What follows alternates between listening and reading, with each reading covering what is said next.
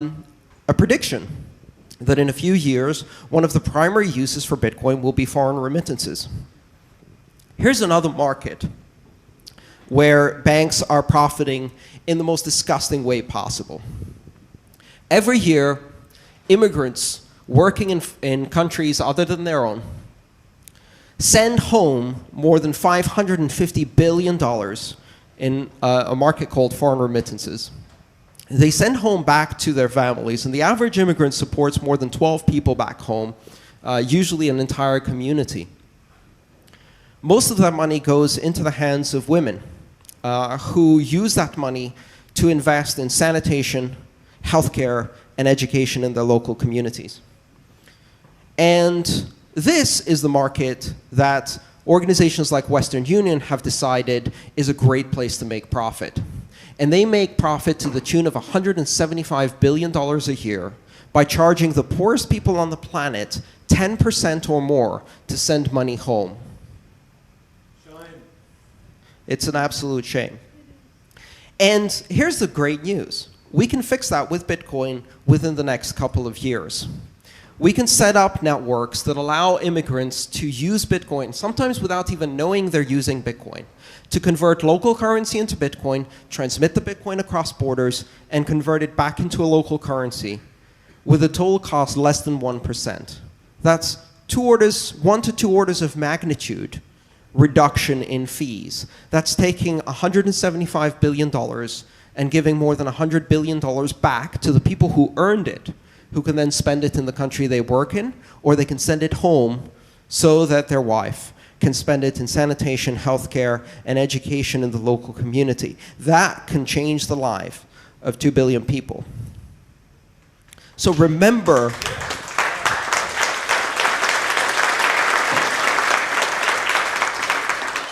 remember why we're doing this. This isn't about buying drugs on the Silk Road.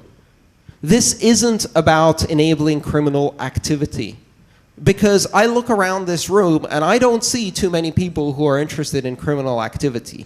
I see people with hope and aspiration, people who are interested in innovation, and people who are interested in bringing fairness back to currency markets. And we have within our power to fundamentally disrupt some of the most entrenched and anti-competitive industries that exist in the world. Banking hasn't seen any competition for the last 50 years, and that's not an accident. People don't start banks out of their garage and then take them mainstream and fight the main banks. Other than PayPal, nobody else has been able to do it, and PayPal very, very quickly got turned into a traditional bank, so they wouldn't disrupt too much. Well, something interesting just happened. Satoshi Nakamoto invented a method where we can apply innovation to financial services without asking for anyone's permission. Innovation without permission is the power that fuels the internet. It is the mechanism by which a kid in their garage can invent the next big app and take it global without asking anybody's permission. And we've done this again and again on the internet. In fact, a lot of us, especially people who are involved with libertarian ideals or are constantly fighting for freedom and things like that, often feel dejected and despairing and disappointed and disillusioned. After all, the internet is really one giant surveillance machine and it's been captured by the man. And yet there are moments of optimism in that, and one of the greatest moments of optimism for me is that right in the middle of a completely captured, corporatized Apple, iTunes / Google / NSA internet, it gave birth to Bitcoin, a black swan of innovation that no one expected, and that will completely blow away several incumbent institutions and organizations, and there's absolutely nothing they can do to stop it, because the power is in your hands. So when you despair, remember that the internet is still able to deliver massive surprise in the form of things like Bitcoin, and who knows what the next one will be, but I know that I'll be able to buy it for Bitcoin. And one of the most amazing things that's happening now is that Bitcoin has become the de facto currency of the internet. You see, one of the things about the internet that was always difficult since the very beginning was that while you could deliver incredible innovation, and while you could transport content and ideas and services across borders, when it came time to getting paid for that, things would slow down and everything became difficult. So I can be a brilliant entrepreneur in Bangalore, India, and I can invent the latest thing, and if I want to sell it, I have to get in bed with Visa or PayPal, and they're going to take away at least 3% of my money, and then they might freeze my account, and I'm only going to be able to sell it in 19 select countries around the world, and while my content can reach everywhere, the payments can't come back. Well, guess what? Now they can. Money on the internet is an incredibly potent combination. By turning money into a content type, we've made money instantaneously global, instantaneously secure, and now we're going to use that to fuel the internet all over again. We now have, with this new technology, the ability to fuel mesh networks, to fuel infrastructure development, to fuel content creators who can now use micropayments to get paid for the content that they create. We can fuel new applications. We can fuel the entrepreneurs of the future who can now do global IPOs, who can now source funds and loans on the internet directly from other people anywhere in the world using Bitcoin. Bitcoin isn't something that just emerged from the internet. Bitcoin is going to turn around and now fuel the internet all over again. I often get asked, which country is going to adopt Bitcoin first? And I find that an amusing question because it makes certain assumptions about borders and sovereignty and nation states, which is so 18th century. The most populous place on the earth is not China. The largest economy in the world is not the United States.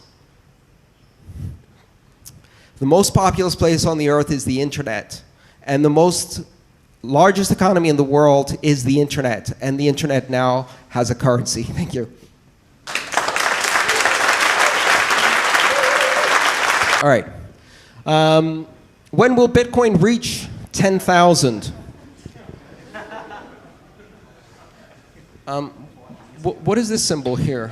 Is that the S word? My prediction for Bitcoin is that when Bitcoin achieves mainstream status, the value of Bitcoin will be exactly 1 Bitcoin, or 100 million Satoshis. The simple truth is that asking that question assumes that the vast majority of the economy that we care about is outside of Bitcoin. And I think the success for Bitcoin means that that is no longer the case.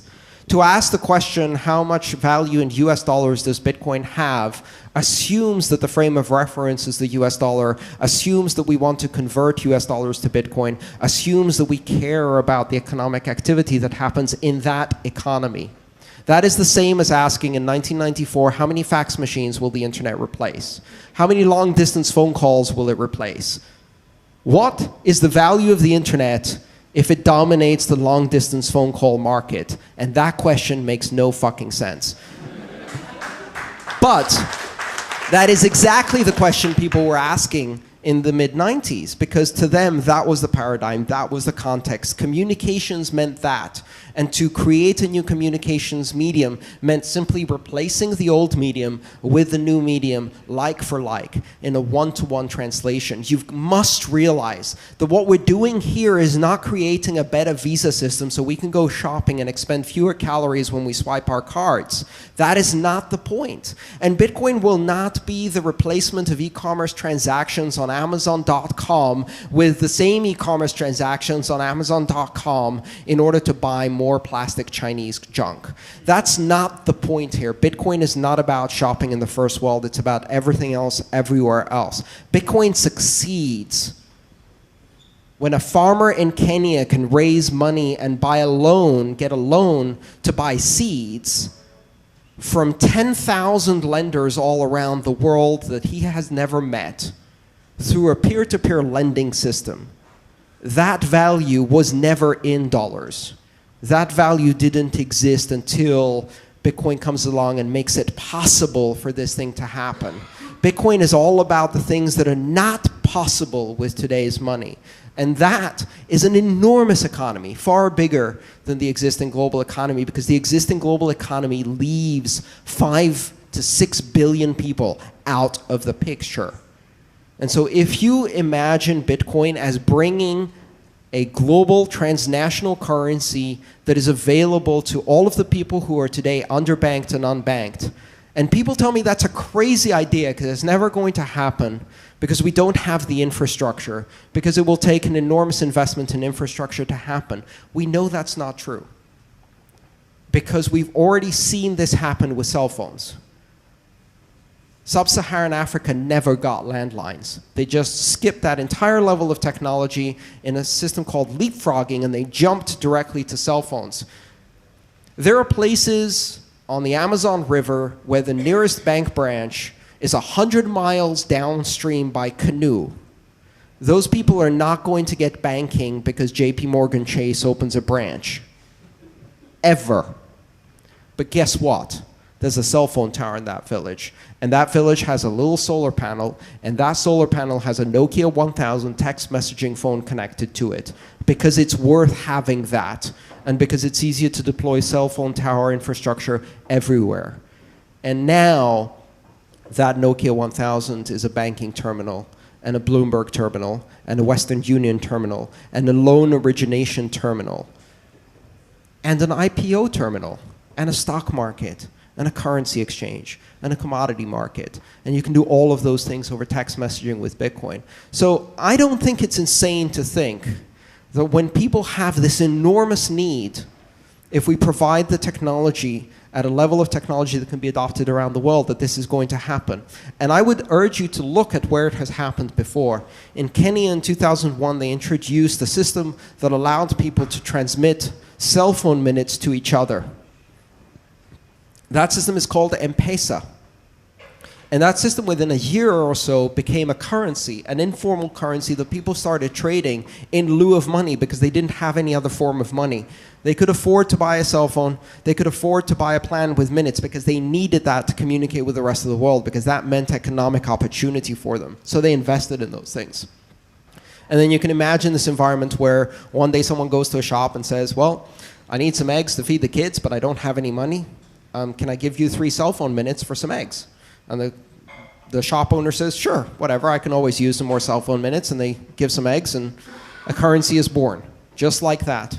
Well, fast forward 12 years later, M-Pesa represents 40%, 40% of the GDP of Kenya. And that's not GDP that existed before and got converted into M-Pesa. This is brand new economic activity that didn't exist before. They did it. We can do this again with Bitcoin, and we can do it globally. So I don't think it's crazy to think about an economy that is built around Bitcoin that is far bigger than the traditional economy, because we can do this on the internet and with text messaging phones now.